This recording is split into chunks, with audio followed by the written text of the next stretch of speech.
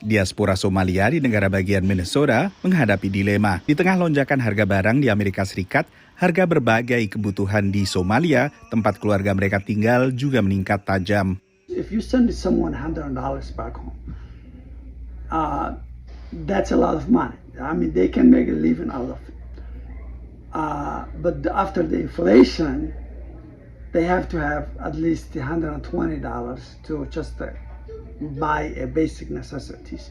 So even though the living standard is still much cheaper than the United States, still the inflation back home is making it difficult for everybody because they have to everything. Some of the items they told me is double. Bagi pekerja bengkel di Kenya ini, ia akhirnya harus pasang tarif lebih mahal kepada pelanggan. Sometimes you find that there is an increase of about 10 to 20% in the cost of a spare part within a period of maybe 6 to 12 months, which people are not expecting.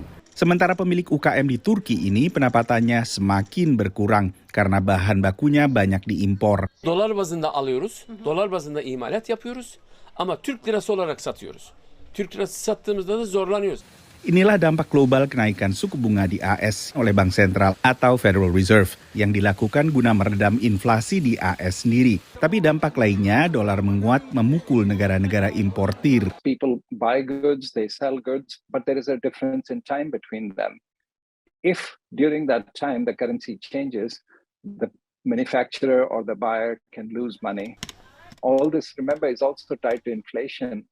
And not just inflation, but expectations of inflation. It's really tricky right now for even Fed policymakers because while they have their eye on raising interest rates to get the nominal rate above inflation rate, they also have to think about, maybe they're not, they should be, what that effect is on global markets. And we're seeing pressures build up, which is a major concern. And I think at that point in time, if something, as you asked, is it going to break?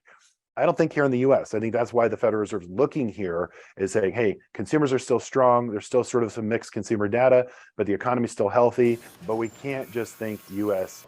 only. I think the Federal Reserve has to also take into account the global effects of U.S. policy.